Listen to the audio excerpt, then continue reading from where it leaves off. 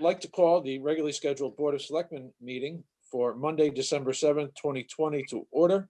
And this is a Zoom meeting as provided for in the governor's executive orders. First order of business is Pledge of Allegiance. Charles, would you lead? And I'll throw a flag there. This is of particular significance today as we celebrate Pearl Harbor Day.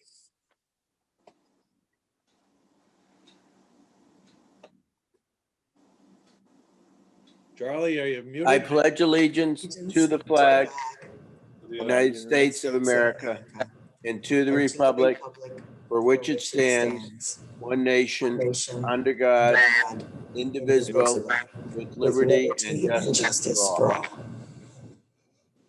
Thank you, Charlie.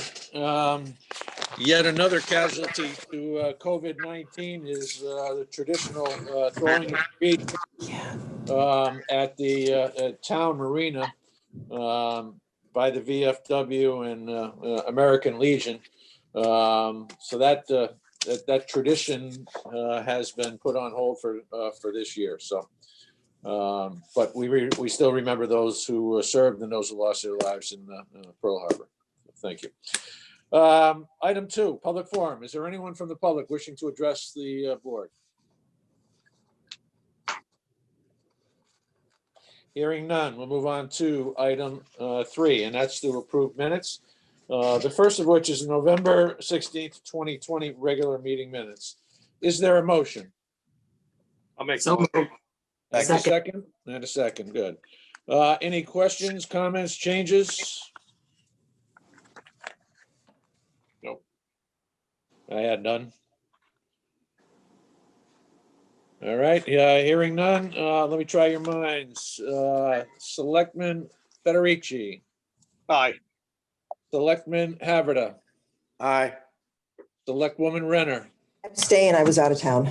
You are celebrating your daughter's wedding, as I recall. That's right. Recovering from. Or on the way back, you're right. Selectwoman Ruoff. Aye. Selectman Hoy is also an aye. That motion carries. The minutes of November 18th, 2020, a special meeting. Is there a motion? So, I'll make the motion. And a second. second. Comments, questions, etc. I have a couple things that were mentioned during the meeting that I think are worthy of being memorialized. Okay. One is the fact in the discussion of the Park and Rec items. In response to a question, Mr. Maynard explained that the entire cost of any future high school turf field work is on the Board of Ed capital plan. That's the reason why it's not on ours.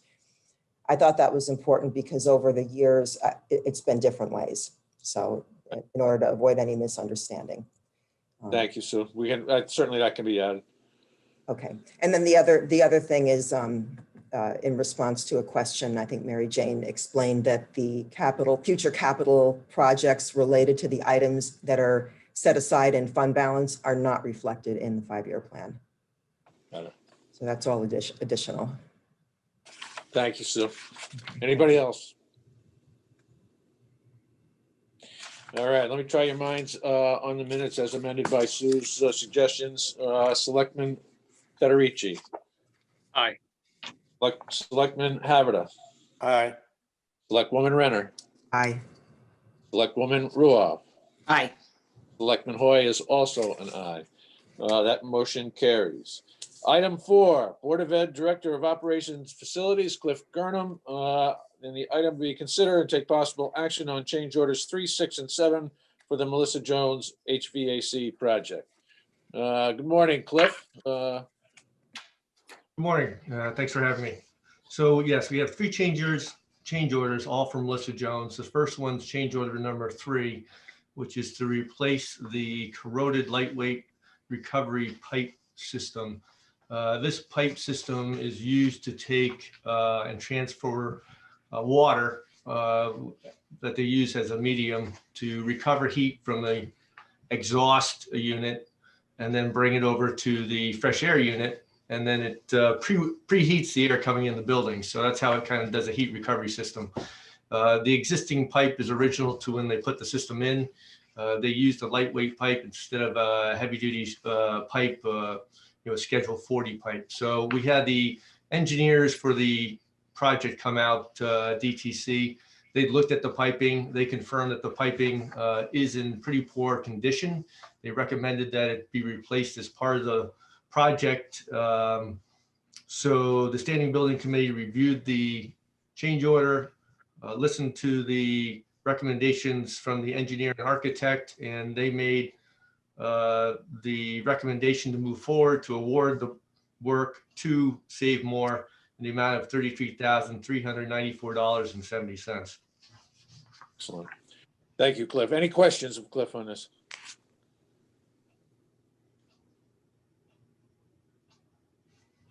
Hearing none, is there a motion to approve the change orders, the three change orders, number 3, 6, and 7, the total amount of $38,385.64 to Save More Cooling and Heating? So moved. And a second. Second. Good. Any further discussion or questions? Speak now, or forever hold your peace. Let me try your minds. Selectman Federici, Aye. Selectman Haverda, Aye. Selectwoman Renner, Aye. Selectwoman Ruoff, Aye. Selectman Hoy is also an aye. That motion carries. Cliff, thank you very much. Will I see you at PT again today? Not today. Back tomorrow. Have a good day. You too. Take care, everybody.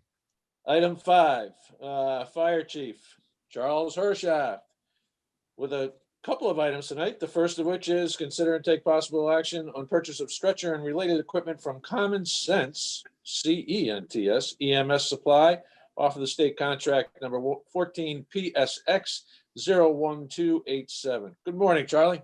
Good morning. This is the stretcher that was in the ambulance that was involved in the accident. It's 99.9% covered by the insurance company. We are responsible for $100 of it. So that's what that is. Excellent. All right. Is there a motion Make So a motion. moved. and a second? Second. Second. Any further comments or questions of Charlie No. on this item? Hearing none, let me try your minds. Selectman Federici, Aye. Selectman Haverda, Aye. Selectwoman Renner, Aye. Selectwoman Ruoff, Aye. Selectman Hoy is also an aye. Motion carries. Item 2, 5.2 is discuss and take possible action on the purchase of radio for new rescue truck from Tactical Communications off the state contract number 19 PSX 0088. Charlie? Yeah, it's a few more than just a radio. It's about 10 radios. Okay. This is to finish out the radio complement in the rescue truck. The truck was back at the factory for 6 months, getting some adjustments made to it. So we didn't get a chance to put all the radios in it.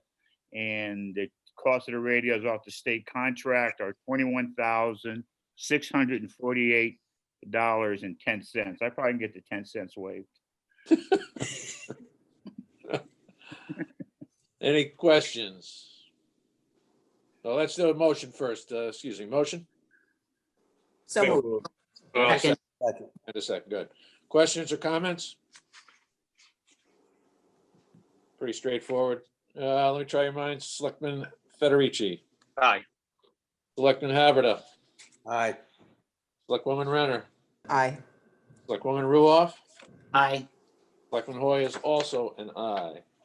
Charlie, item 3, discuss and take possible action to contract with Creative Carpeting for carpet replacement at the fire department. Right, this is, it's in the capital budget for this year.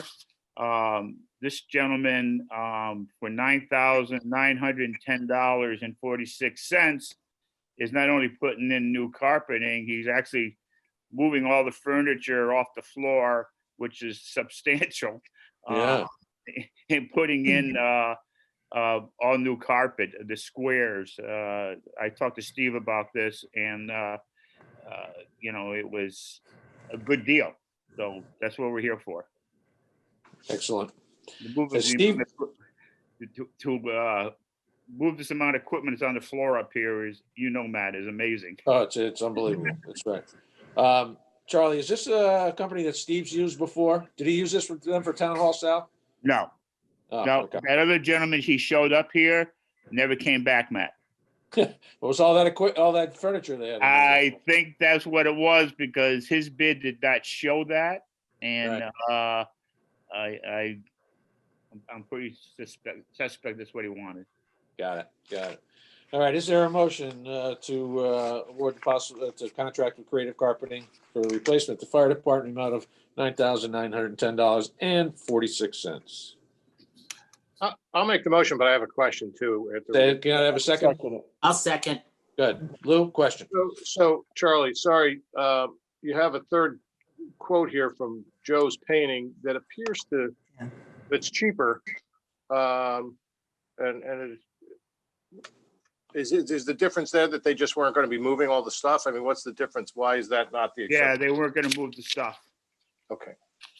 okay, and they wouldn't come back and take a look at the job either. I'm not sure why, but the original stuff that they showed, they wouldn't move the stuff, and So that that additional, the substantial amount of money, furniture into place. I think you would remember last time you were here. sure. Yep. Okay. I have a comment to make, and it's not even really about this particular item, but I just want to point out that this, for about 2,000 square feet, this is half the cost of the capital budget request for the Youth and Family Services carpeting, which I think is interesting. That was roughly $20,000 to do one floor of their house compared to this quote for about 10 or 11. So just something for us to keep in mind. Yeah, that's a good point, Sue. I think the difference maybe these are carpet tiles, Charlie, Right. as opposed to full carpeting. Maybe those could be carpet tiles. Yeah. Yeah, the carpet tile, I mean, obviously, the advantage of the carpet tiles. If Yeah. Yeah. somebody happens to pour a cup of coffee on the floor, You just replace the tile. replace the great. tile. Good question, Sue. We'll bring that to Youth and Family Services. Mary Jane? Yeah, please. I was just gonna say, we'll certainly bring that up with Youth and Family Services and Steve Nydorf, who gave that quote, and certainly we can adjust it if we can. Thank you. Excellent. Anything further? Any other questions? All right, let me try your minds. Selectman Federici, Aye. Selectman Haverda, Aye. Selectwoman Renner, Aye. Selectwoman Ruoff. Aye. Selectman Hoy is also an aye. That motion carries. Charlie, thank you very much. Have a great Thank day. you. Have a good day. You too. Item 6, Town Engineer Janice Blasiak, 6.1 is to discuss and take possible action on extra engineering work for the Route 77 pedestrian improvement project. Janice, the floor is yours. Good morning. As you can see in front of you, we have completed the preliminary design phase for the Route 77 sidewalk project, which included a public information meeting, which was pretty well attended as I think it was a Microsoft Teams meeting, and we had heard from some of the adjacent property owners along the route, either in the meeting or prior to once they knew about the project. So moving forward with the project into final design, there are some extra costs associated with it. I had come to you, I think in July, about the extra costs in the preliminary design phase due to the change in scope from DOT's comments of our original preliminary design submission. In that case, we had about $20,000 of extra work to rework the project to exclude the signal at the exit 58 southbound ramp, as well as to add a section of sidewalk on the east side of the road just north of Adams School, which wasn't originally contemplated in the original design. And you can see from the information that was provided by our engineer with the breakdown of costs, we are getting some credits for work not needed to be done with the change of scope, but the extra work is more related to geotechnical engineering and structural engineering for what we expect will be a wall added to the project, a small retaining wall, just north of where the sidewalks end at Adams School. There's a large embankment area outcrop that we need to deal with in order to fit the sidewalk in there. We will be doing test pits. Part of the cost savings was I had agreed that our town forces would do the test pits instead of hiring out for that. And as a result of that, we'll know better whether or not the retaining wall is needed or not. If it happens to be that that outcropping is solid ledge, then there's, you know, a different way of handling that, but it probably will involve either hammering out the rock or potential some blasting. So scope of work can still continue to change until we get, you know, all the subsurface information into the project. And moving forward, as you see, we have to move forward with the project, we have to execute an agreement not only between the town and the consultant, but also between the town and the DOT.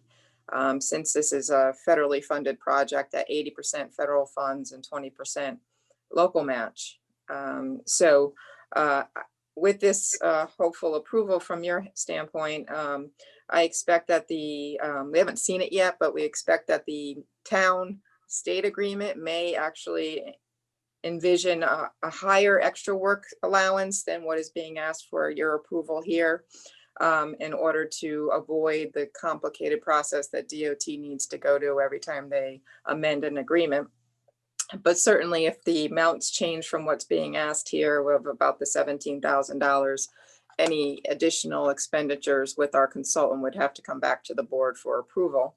But anyhow, looking for your approval, not only of this extra work number 2 in design phase, but also the approval that Matt can proceed with executing the documents to move the project forward with both the consultant and the DOT. Janice, I didn't attend the public meeting where when you said the neighbors spoke, were there any perceived problems, or were people happy about the sidewalk project, or? So we got a lot of positive feedback about, you know, the extension of sidewalks all the way to Hubbard Road, which creates an important connection and link for neighborhoods to the north of 95 into the center of town, and, you know, provides a safety aspect, as well as connecting the schools to the amenities of which the grant was originally, you know, envisioned for, was to connect the middle school to the tennis center, to the recreational complex at the emergency services center, as well as the art center. There were a couple questions from adjacent property owners.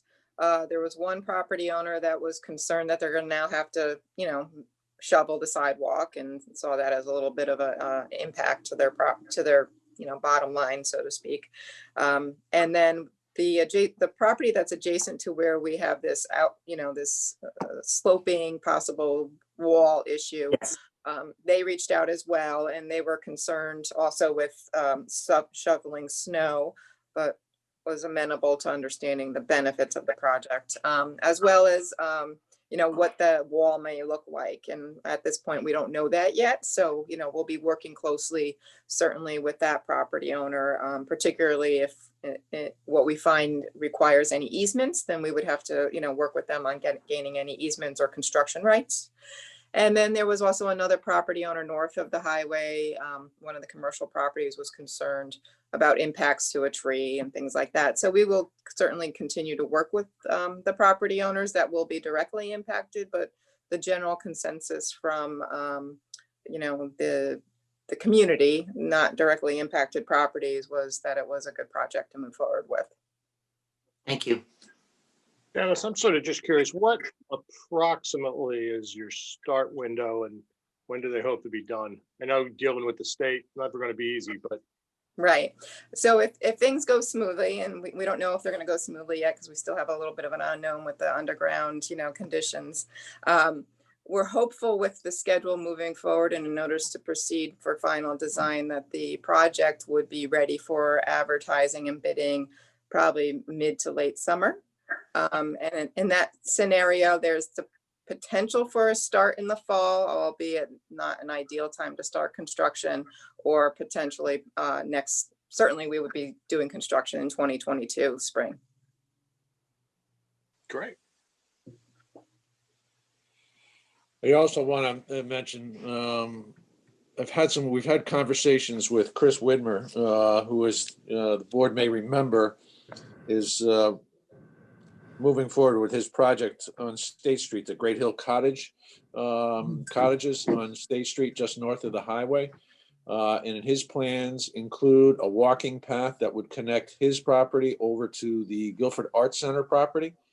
And then there are plans to extend sidewalks up underneath 95 on State Street, thereby creating a continuous loop for all of those folks that basically could take you through to the center of town, across that pathway from the Great Hill cottages that are being developed at this point.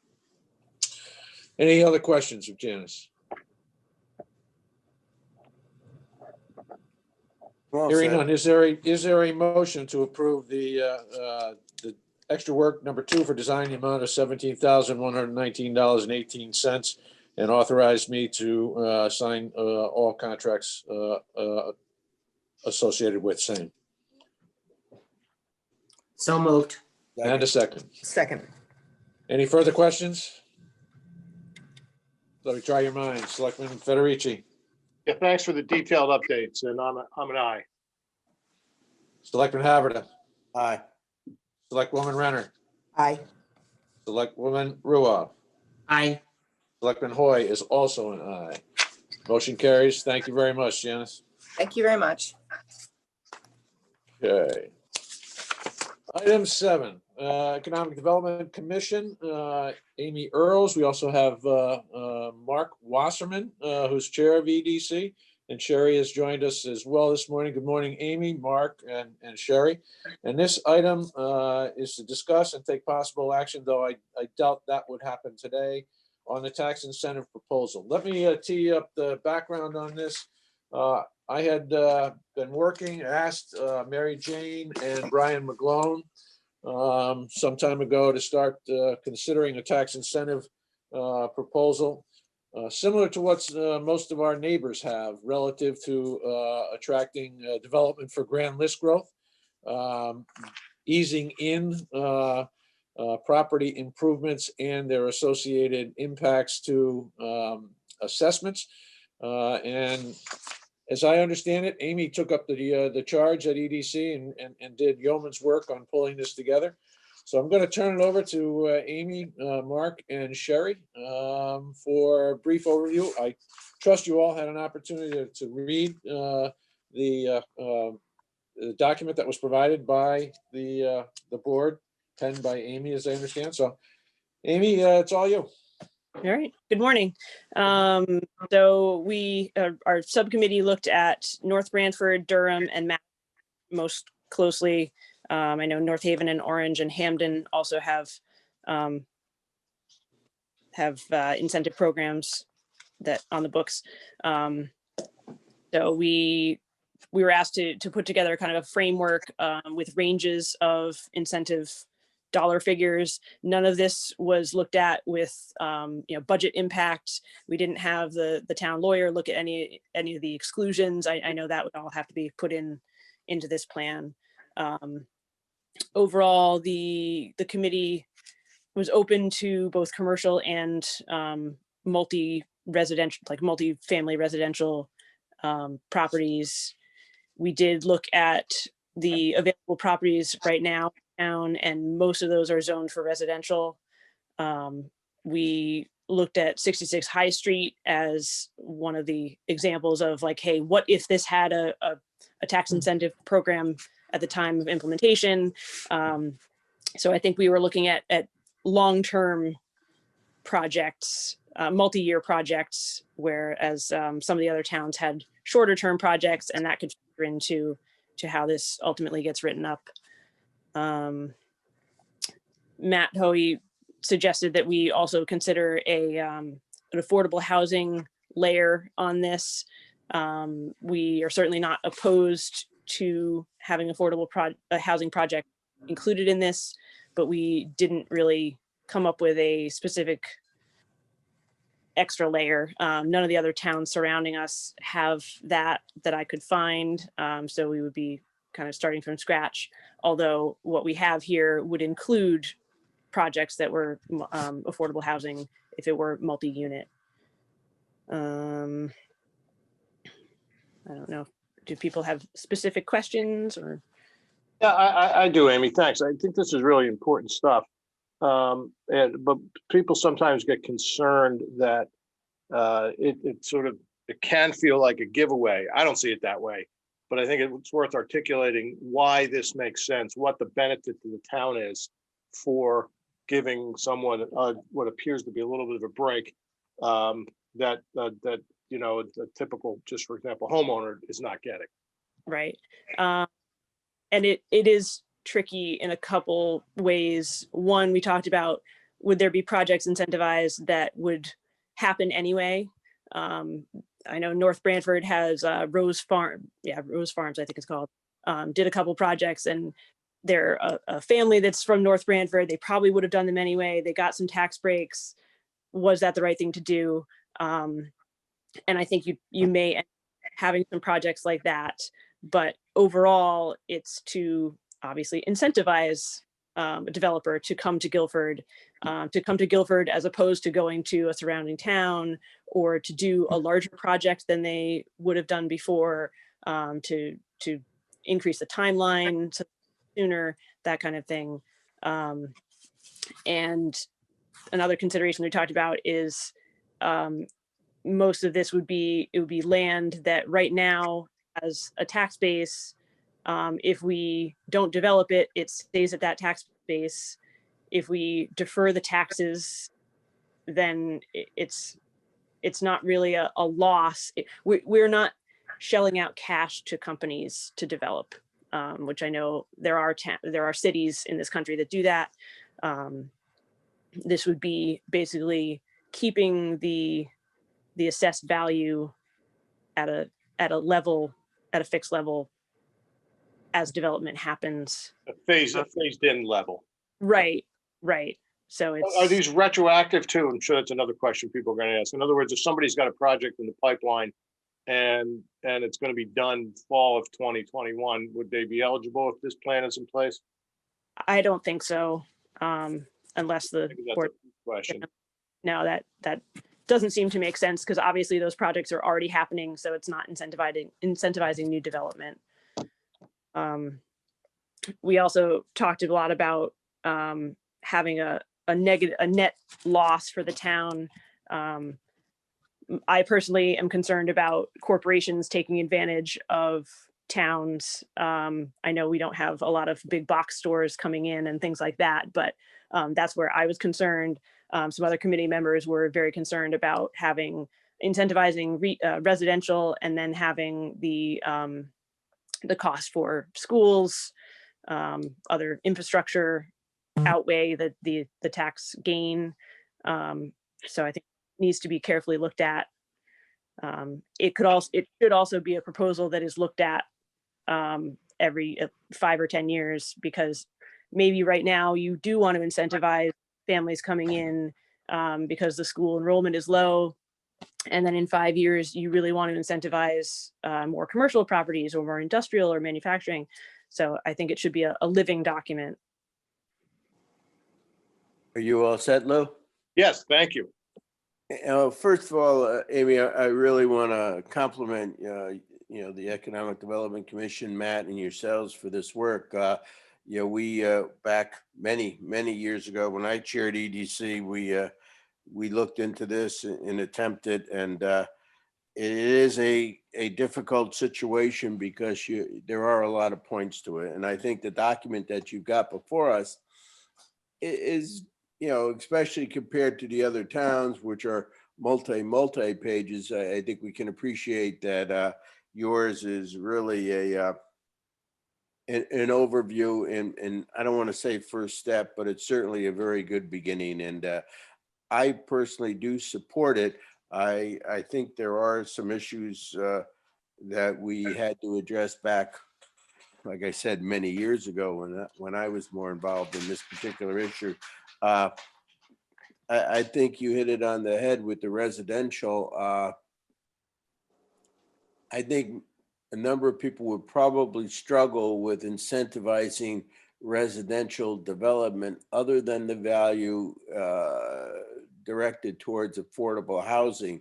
I think there's a certain logic in that aspect, but rather than looking at neighboring towns and what they do for affordable housing, I think you have to look to the state, because my understanding is most of the regulatory authority for affordable housing comes through the state. I mean, as far as superseding zoning rules and things like that.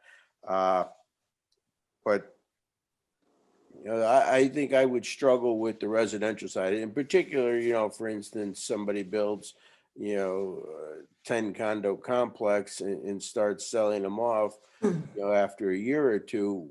What happens to those? I mean, it's really going to incentivize individual home ownership. So I think that needs a little more scrutiny. I'm concerned. Back when we looked at it, we always the arguments that we faced were from the existing businesses saying, well, I never got any break. Why should I give somebody else a break? And that came down to the difference between tax incentive versus an actual deferral. And to your point, we don't have that much property, especially zone commercial at this point in time in town, that would lend itself to any development, never mind, large projects. So I think we have to be very careful when we use the words incentive or tax breaks versus deferral, because this truly is not a deferral. At no point in time, other than increasing the value of a particular property, which naturally increases our tax base, it isn't as if there's ever any clawback or catch up on the taxes that were lost. I don't really have a problem with that. Your example of Rose's farm in Branford, I think that's a perfect example where a tax incentive has a value, where you have a local operation that has an opportunity to expand, but they have the same struggles as any other developer in financing it and in going forward. And I have no problem with giving somebody an opportunity, even though a project may have gone forward at a slower pace. I mean, to me, that's almost a plus. So I have no problem with that side of it. I'm concerned about the projects that don't perform as anticipated. Obviously this past year has demonstrated to all of us that things change very quickly. So I want to make sure that any clawbacks and things like that are in there. I think your point about having it reviewed by legal makes some sense. I think the economic impact, I don't want it always to be the overriding factor, but it's very real. I mean, there's no point in kidding ourselves that, that is what is driving this. Because the development that we're going to see is going to be properties that need that extra effort, that need that extra incentive. I mean, we have fewer and fewer properties, and I think we're seeing that across from the commons now, where a particular developer got some permits and had a good idea, but dealing with the actual topography and all of that rock there, you needed a particular developer that could handle that. And that has changed that whole landscape in the picture going forward.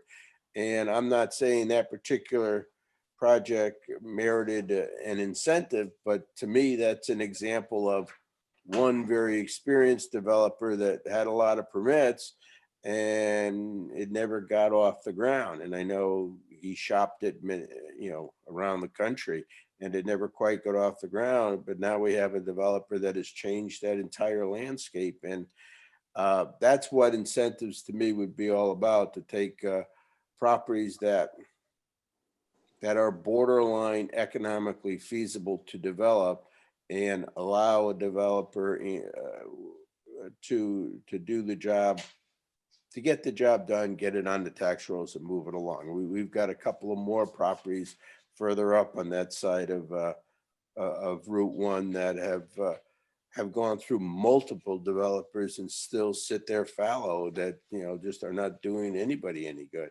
So I commend your commission and yourself, Amy, in going forward with this, and Matt, to incentivize it, so to speak. But, you know, I do think it needs a little bit more fine tuning, and Definitely. that's, I'm tying up too much time at this point. Thank you, Charlie.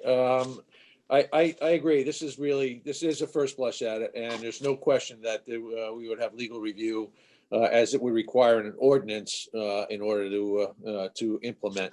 I had some similar concerns, and Amy, Mark, and Sherry can validate that. At the last EDC meeting, we discussed this. A couple of them were also, do we want to incentivize the housing, residential development? And would they consider, the first crack at this being commercial only? And, I don't think we have to answer that question right now. It's something to talk around.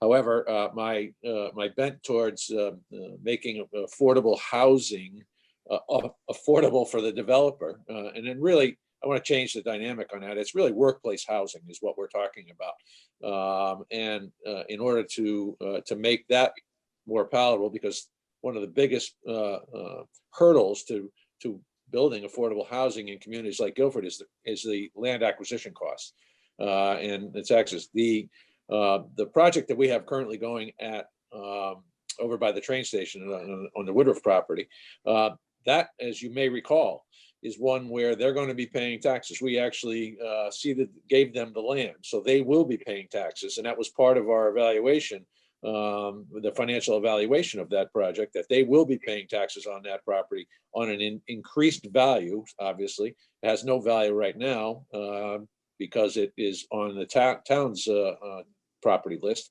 But that would be an example where an affordable housing complex could, in fact, benefit from a program like this. As to the commercial versus residential, even the commission had a caution, and I think it was item number 10, that the committee cautions against incentivizing any projects that will end up with long-term net loss to property tax revenue. And that could be a development that had a significant impact on our schools. But as Amy pointed out, we're in a declining enrollment position now. So we have plenty of capacity within the school district to handle an influx of students. But nonetheless, the other point I wanted to make was on number 9, and that is incentive plan include provisions for excluding properties with delinquent taxes, canceling, but more importantly, the one I was concerned about is canceling the incentive if the developer files for bankruptcy. And that's a point Charlie just made.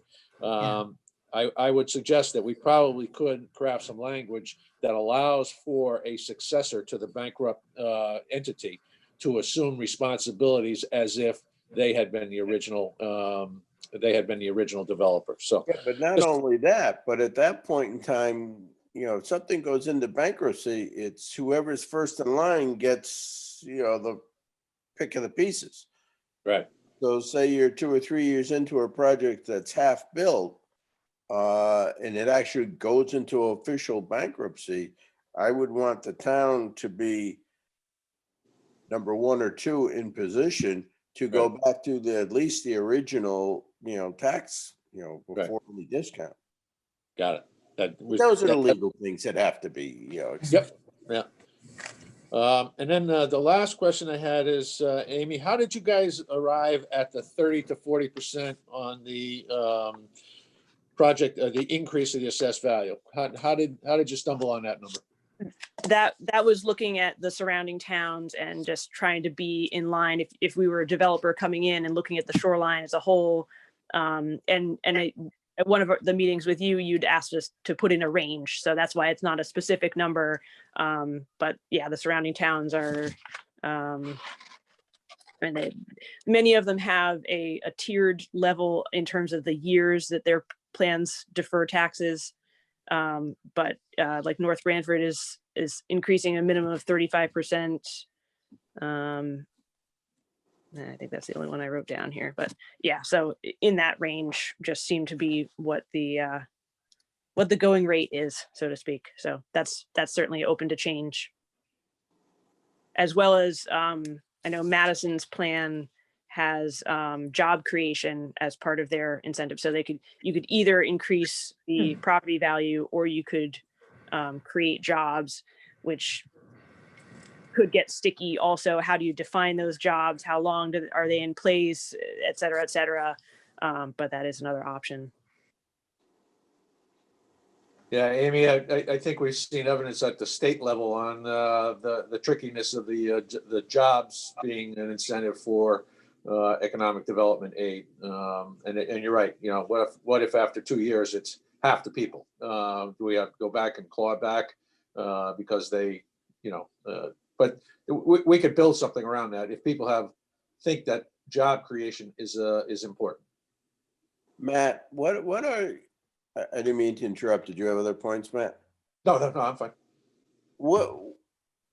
I'm trying to recollect what we ran into years ago when we had started to attempt this.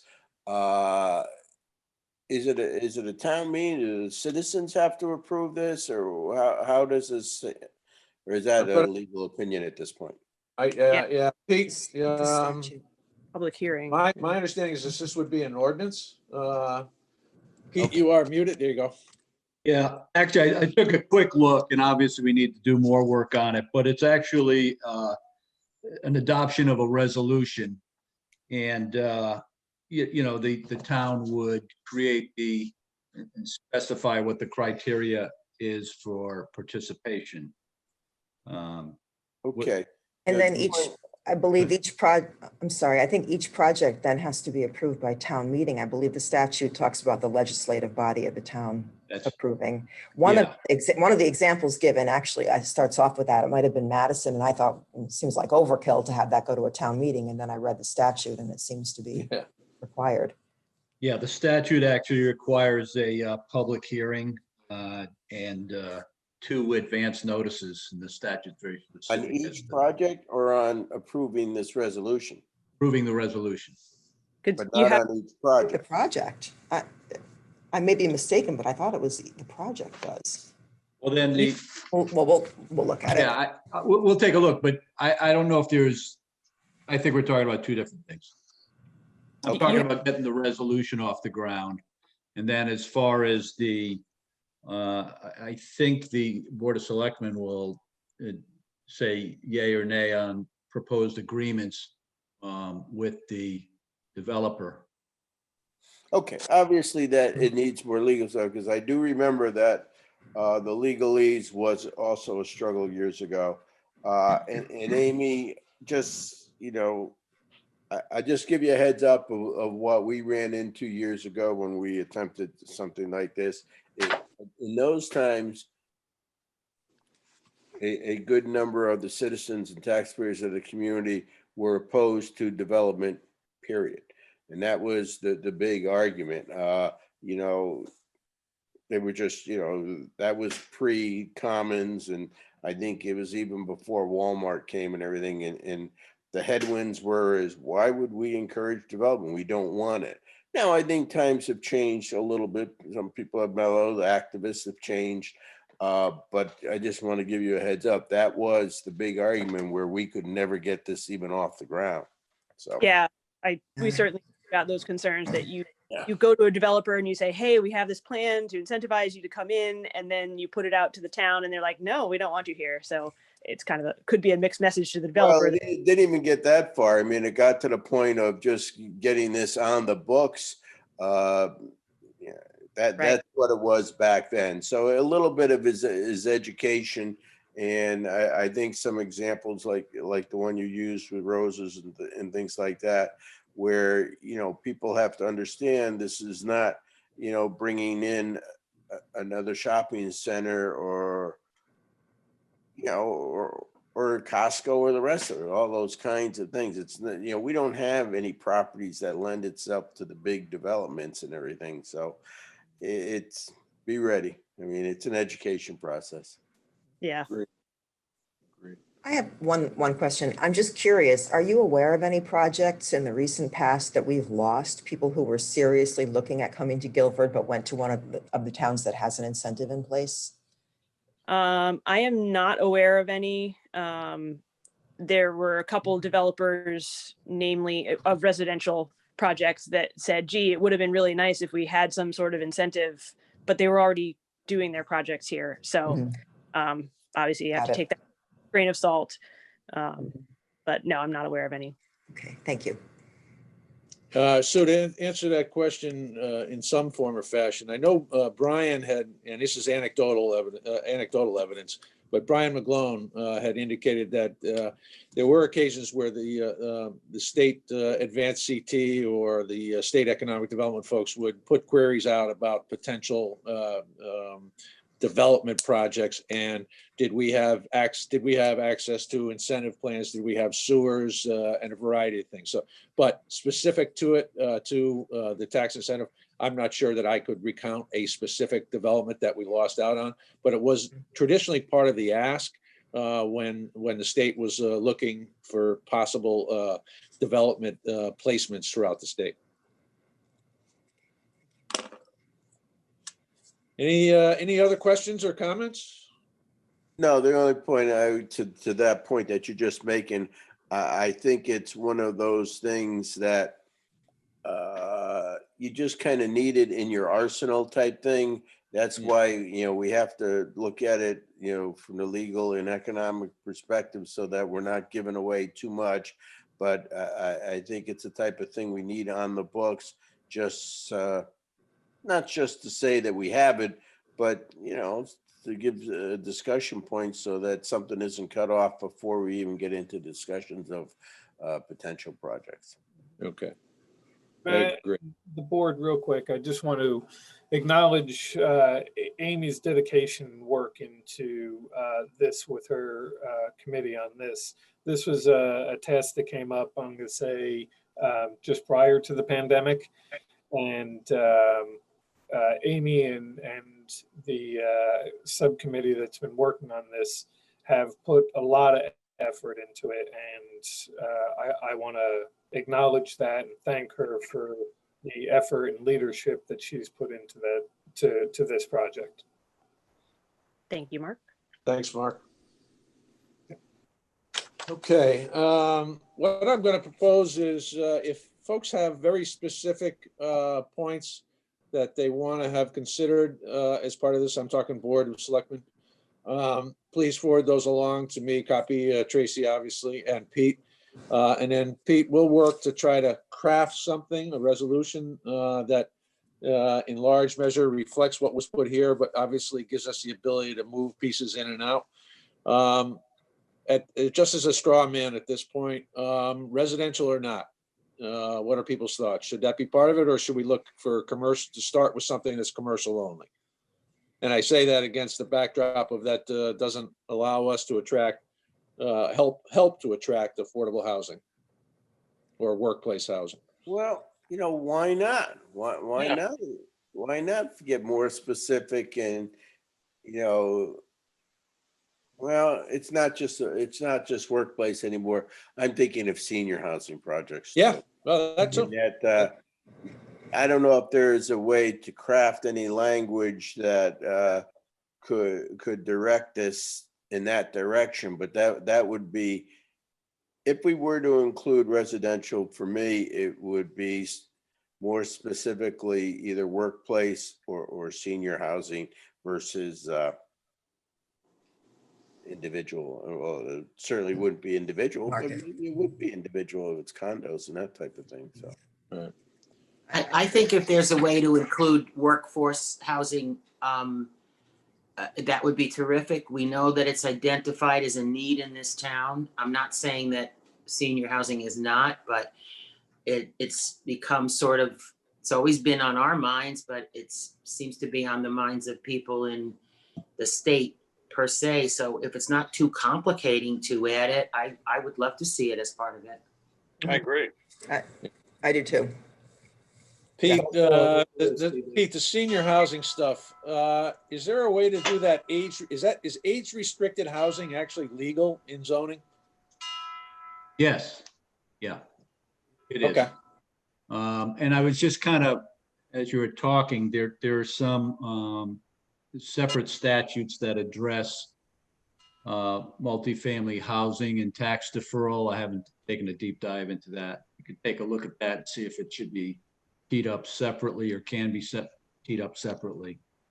Yeah, the thing, Pete, the thing that jumped out on us years ago, and I don't know if this fits into tax deferral or not, but back then, when you took advantage of state or federal incentives for housing, it opened up a whole new set of regs, parameters, and that type of thing. So I don't know if tax deferral would fall under the same guise or not, but we might as well look at it in the beginning. I think you make a good point about the interface or bumping up against affordable housing issues. So we'll have to take a hard look at that. And then there's a couple of other concerns built into the statute, and I can kind of, once we get off the ground, I can identify one being that, you know, this statute that we're talking about is for rehabilitation, you know, broadly defined. And you'd have to determine what your rehab zone is. It can be the whole municipality, or it could be a section of. But yeah, there's a lot to. Okay. Well, we'll move this ball forward. And Amy, thank you for your leadership on it. Mark, yours as well, and Sherry, your contributions as well. Well, thank you. All right. Item 8, consider and take possible action to authorize the first selectman to award bid number 6-2021 diesel fuel number 2 heating oil and gasoline when bids are open December 9th at 9 a.m. Is there a motion? So moved. And a second? Second. This is an annual thing. We have basically an hour after the bids are submitted because of the fluctuation in the oil marketplace to accept and commit to the bidder of our choice. So I appreciate the opportunity to do that, which would be a little later this week. Anyway, let me try your minds. Selectman Federici, Aye. Selectman Haverda, Aye. Selectwoman Renner, Aye. Selectwoman Ruoff. Aye. Selectman Hoy is also an aye. That motion carries. Thank you very much. We'll be making that decision on Wednesday morning. Okay. Item 9, discuss and take possible action on the Board of Selectmen 2021 meeting schedule. If you've had an opportunity to review it, I'm assuming that it meets with everyone's satisfaction, that it accommodates the holidays when things get moved, but on Mondays. Any questions or comments? Is there a motion is there a motion to approve? Just one thing. When the meetings get moved in January and February to Tuesday, I would respectfully request that they get moved to the afternoon or the evening, because Charles and I have morning commitments on those 2 Tuesdays. This has happened in the past. We don't have to decide it today. I just wanted to. Well, we do, because we're going to approve this as it says, meetings will take place at 8:30 a.m. So if let's get consensus at this point. January 19th and February 16th. I don't know if people have a chance to look at their calendars. I'm certainly willing to make that accommodation for the two of you as you're. Yeah. The meetings that we have usually end by 11, I would say. February. Tuesday, the 19th. It's open for me. Yeah, me as well. Yep. So good. All right. What's your preference on time? Why don't you just make them 1 o'clock, give everybody a break and everything and get started. That sounds fine. And then that's January is good. I'm assuming February is even further out, and folks most likely don't have something on their calendar unless it's a vacation, which people aren't taking in the age of COVID because you're not going anywhere. Hopefully. I'm good for the 16th as well. Okay. I'm changing it in real time here. Scary, Whoa. scary. 1 o'clock, Perfect. terrifying. All right, so 1 o'clock. So is there a motion to approve the calendar with the amendments to the time on the January and February meetings on the 19th and 16th respectively? So moved. And a second. Second, Let me try your minds. Selectman Federici, Yes. Selectman Haverda, Aye. Selectwoman Renner, Aye. Selectwoman Ruoff, aye. Selectman Hoy is also an aye. Thank you. That motion carries. Item 10, appointments and resignations. 10.1 is to act on a recommendation to appoint Kira Stankiewicz to the Sustainable Guilford Task Force. Is there a I'll make that motion. Is there a second? I'd I like would to second it. Second it. Oh, well. My, We have a double second. everybody can second. It could be multiple Yeah. seconds. Just as a point of reference, Tracy, I think you can confirm this. This is a high school student That's right. who is participating. We've had since inception of the committee, we had a high school student on it who, by all accounts from the board members, did an excellent job. Was probably more diligent than most of them. They would say. Because she's used to handing in her homework on time. So, but nonetheless, it's great to see that we have another young individual, high school student willing to participate. So call the question. Selectman Federici, Aye. Selectman Haverda, Aye. Selectwoman Renner, Aye. Selectwoman Ruoff, Aye. Selectman Hoy is also an aye.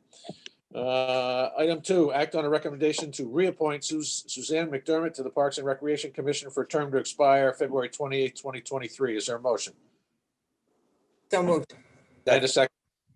Second, let me try your minds. Selectman Federici, Aye. Selectman Haverda, Aye. Selectwoman Renner, Aye. Selectwoman Ruoff, Aye. Selectman Hoy is also an aye. That motion carries. 10.3, act on a recommendation to reappoint Kevin Clark to the Water Pollution Control Authority for a term to expire July 31st, 2024. Is there a motion? So moved. And a second. Second. Let me try your minds. Selectman Federici, Aye. Selectman Haverda, Aye. Selectwoman Renner, Aye. Selectwoman Ruoff, Aye. Selectman Hoy is also an aye. That motion carries. Item 10.4. Act on a resignation received from Kim Nelson from the Youth and Family Services Board. Is there a motion? I'll make the motion for appreciation of services and with regret. Thank you. And a second. Second. Okay. Call the question. Selectman Federici, Aye. Selectman Haverda, Aye. Woman Renner, Aye. Selectwoman Ruoff, Aye. Selectman Hoy is also an aye. That motion carries. Item 11, request for use of town property. Charlie, you want to do these? Do them all as one? Yeah. All right, I'll read them. Charlie is making a motion. We move all of them. The Shabbat Lubavitch to the shoreline in place of Hanukkah menorah on the green. The placement 12/8 to 12/21. Country School to place a sign on the green advertising its virtual open house taking place January 25th, 2021. Sign placement 111 to 125, 2021. Act on a request from the Boy Scouts of America, Troop 471, to use the transfer station and to place a sign on green advertising its Christmas tree recycling taking place December 26th to January 20th. Sign placement 12/26 through 1/9. That motion's been moved by Charlie. Is there a second? Second. Let me try your minds. Selectman Federici. I'm sorry, may I make a comment first? Certainly. I'm sorry.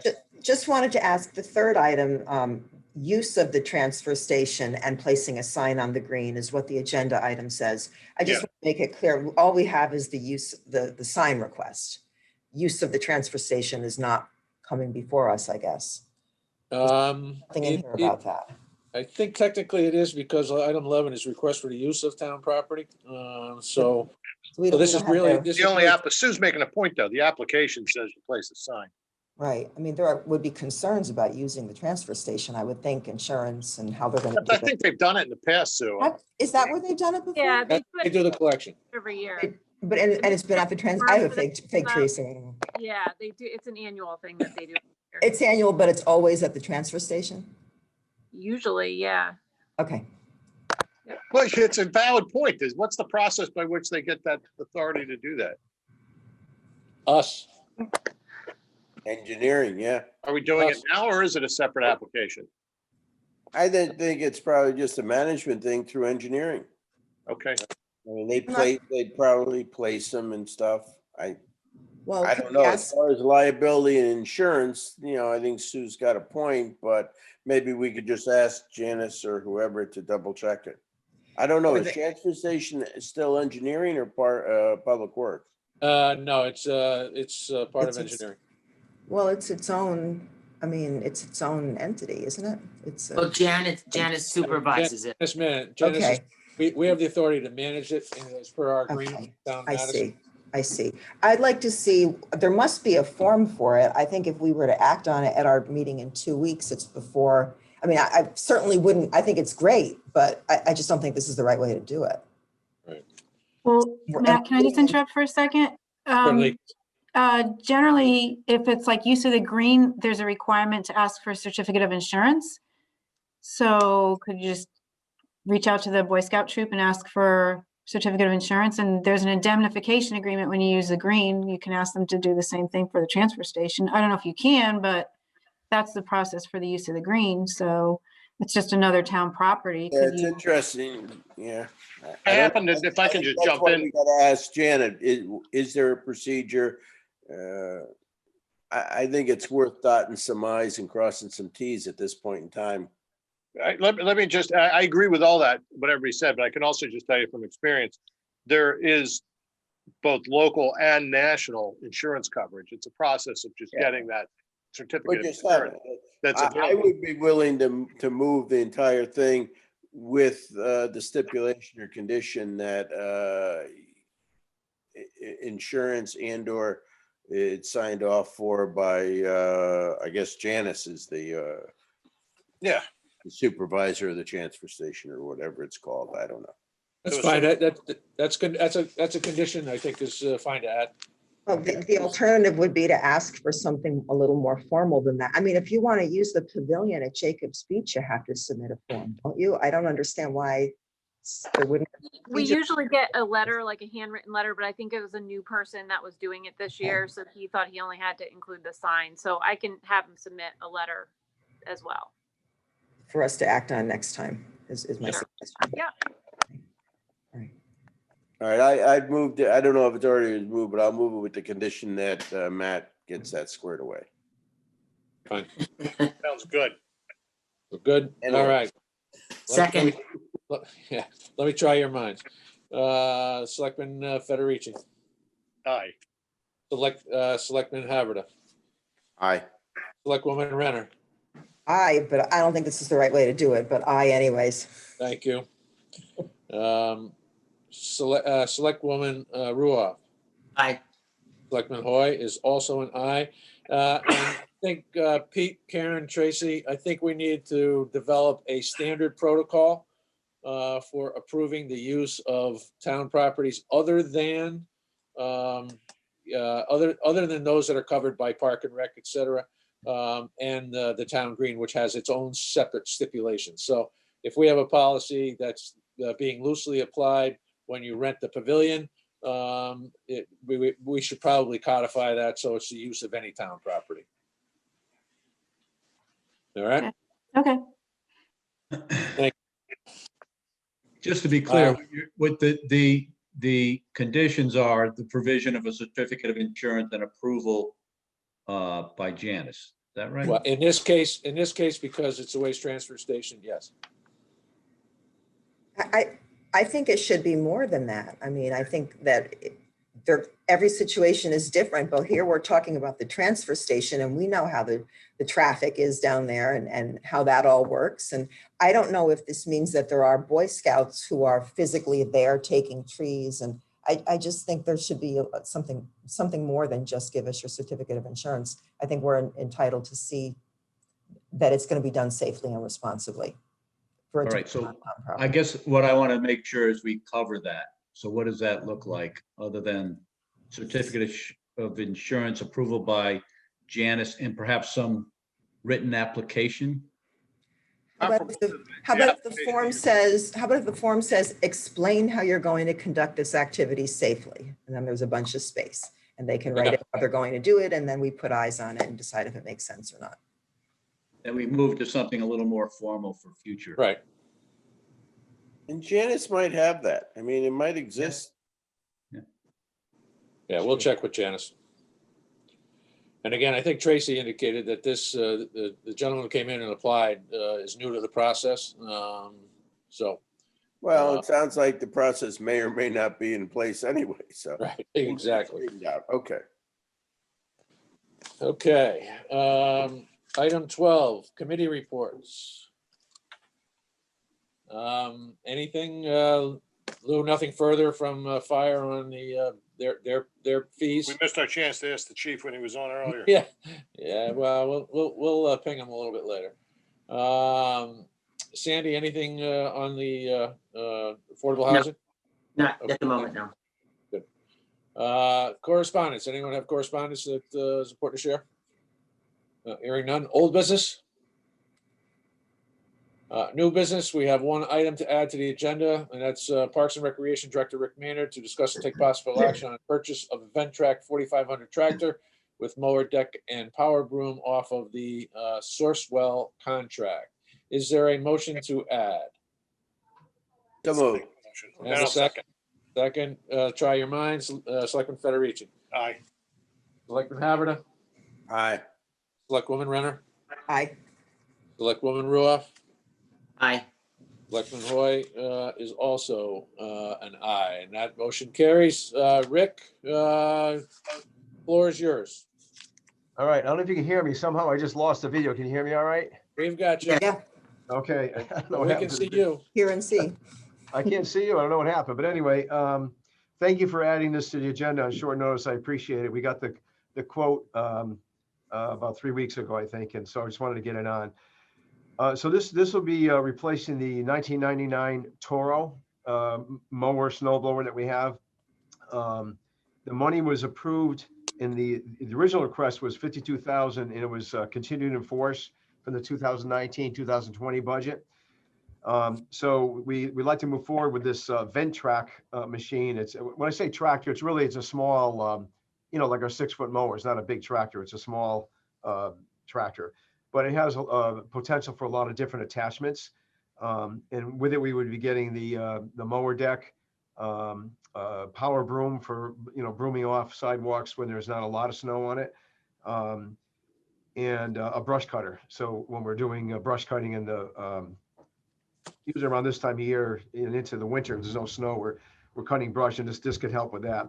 So the total under the Sourcewell contracts 062117-VPI is $35,935.20 from MTE Company. And the other thing I want to just mention, we have another Ventrac, so the parts or accessories on this would be interchangeable. If the other one was down for some reason, we could put the snow blower or broom or mower deck on this one. So they're interchangeable if we need to do that. So the request is $35,935.20.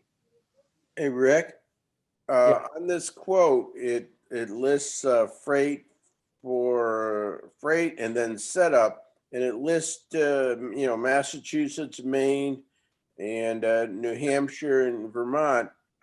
We're not any of those states, and that's $1,800. Yeah, I'll check on that. Well, the setup, I think, I don't know why it says that. I'll look into that, Charlie, but I believe it's probably the same, but I'll check it out. Well, it just seems like, the company is here in Connecticut, and Right. they're only including those extra charges if you're out of state.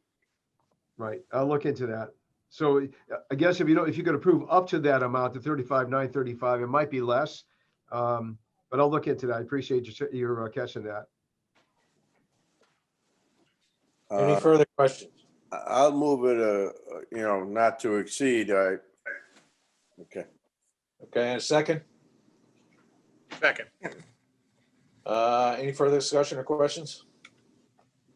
Rick, delivery in time for hopefully the first snowfall? Well, do you know when that's going to be, Matt? Maybe. We hope so. Well, because they're in Connecticut, we'll push it. All right, well, it sounds like it may be being shipped from outside of Connecticut, but that's another story. Yeah, maybe. All right, let me try your minds. Selectman Federici, Aye. Selectman Haverda, Aye. Selectwoman Renner, Aye. Selectwoman Ruoff, Aye. Selectman Hoy is also an aye. All right, we have one other piece Thank of you. new business, and that's Mary Jane. And this relates to a rather comprehensive realignment of resources between the Selectman's office and the Finance office. And as it relates to some needs in the Finance office, as well as some capacity that has been generated relative to cost by Pam Millman's retirement and bringing Pete on to do in-house council work in addition to the outside work. So Mary Jane, you want to start at least talk about what you're proposing and how we're going to, and I'll help with how we're going to make the numbers work. First of all, I want to say if you live in East Haddam like I do, you've already had plowable snow. Matt, I gotta check out. Sorry, Mary Jane. I'm gonna give it. It's okay. All right, see you. Thanks, guys. All right. So I'd just like to start by saying we have some changes in the finance department. We are sorry to see that Diane is leaving us this month, but we have a new person expected to start January 4th. So we're looking forward to that. The proposal or the decision that I have in front of you today is one that we've already made. I have a second retirement, which is from my part-time person. And as I said to Matt, from the minute I got here, I knew that when that part-time person left, I would make a pitch for someone full-time to replace her. I'm looking to provide adequate staffing for the workload and the needs of my department. We have not had an increase in staffing at least as far back as 2006. That's as far as Munis would take me. And actually, we've reduced the hours since then with the elimination of the elected treasurer. The full-time person that we would have come on board would continue to provide all the current job functions. And that job function is primarily doing all of the work for the waste transfer station. And the current 14 hours that that person works is paid through the transfer station's budget. So it does not affect the general fund. So I am adding 21 hours to that position, which will indeed come from the general fund. And we'll talk about funding afterwards. This new position will consolidate all of the accounts receivable functions with oversight by the senior account specialist. We are implementing a new billing system into Munis. We, at that point, will be transferring all of the waste transfer station financials also into Munis, which is now separately tracked through QuickBooks. And we'll pretty much almost everyone on the staff has some hand in accounts receivable, and I'm putting that all together in one place. This person will also assist in purchasing, which ties into what Matt was talking about with the Selectmen's office and the Finance office. So they'll assist processing purchase orders and to track and maintain purchase orders, which unfortunately is not done at this point, except at year end, through the audit. So it's something I've been asking for additional assistance with. So this new position will be able to do that. It also will reduce the burden and on my other finance staff and to reduce their additional comp hours. So I've kind of pulled out a chunk from every job description, in my department to have this person be really backup for a lot of the different functions in the office. Another thing that I've put in here is tracking of the fixed assets inventory. Again, that's something we really only touch on at year end for the audit because we just don't have the additional time to maintain that. Again, another project I've had on my to-do list for a couple of years now. And so by having this person here full-time, taking on these additional duties, it will provide consistent support to our department instead of being able to tap into a couple hours each week from somebody part-time.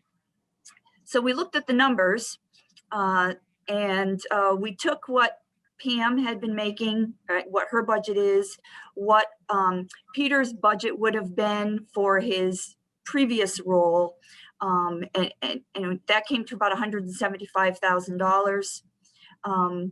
Then we've compared that to what Peter we've budgeted for Peter, taking on much of Pam's role, obviously on the legal end and the bidding end and all of that. And then I've added to that the 21 hours of time that will be in the general fund budget now. And we've come up with a savings of $16,000 overall.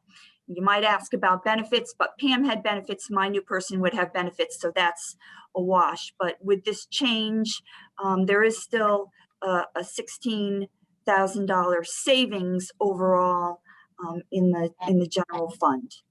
So I don't know if you have any questions. I just want to make a comment. And Mary Jane, because it's her nature, is being very, very conservative relative to the potential savings here. I can see that number being between 30 and 40. That obviously depends on how much work Pete does on the outside of his contracted, his contracted rates. Just as a way of background, when Pete is working here in the office, he is billing out at $137 an hour. When he is doing traditional outside counsel work, he is billing at his normal rate of $210.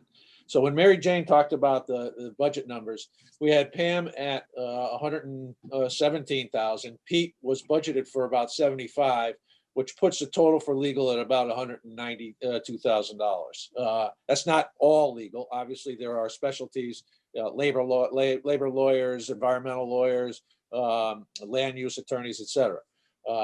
So that Pete had been budgeted for 75, Pam at 116, so that's 192. So again, taking an estimate on what Pete's new total would be, if he was at 130,000, that savings could be as high as 40,000. If his total is 140,000 for a year, then the savings are more like 30,000.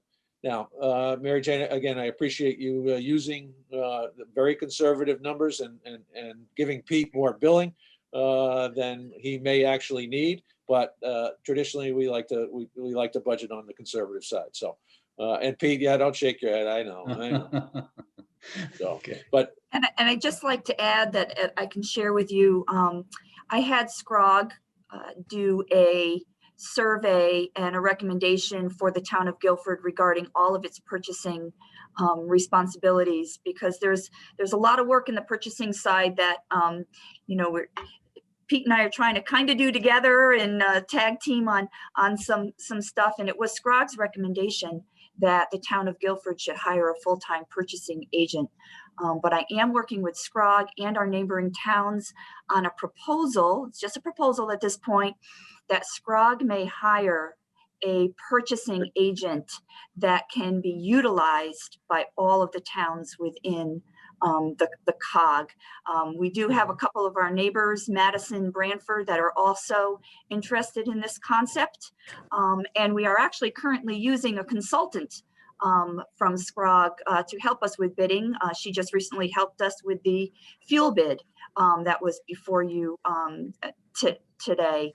So there, you know, we need some help in purchasing. I don't have the capacity in my office to cover all of that, which is why we have Pete helping out and the consultant at Scrog.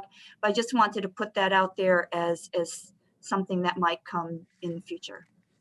Mary Jane, thanks for mentioning that. I had a conversation with Scrog's executive director on Thursday about this, and I'm very excited about the possibility of developing some true regional services out of the Council of Governments. So that could be very, very helpful. There's one other point I wanted to make, and this is allowing us to consolidate receivables in a single entity. I'm not an accountant. I don't have a background, but I have some understanding that whenever possible, you should separate receivables from payables. Just the two functions in terms of the integrity of the office and withstanding an audit, having those as separate functions is often desirable. Charlie?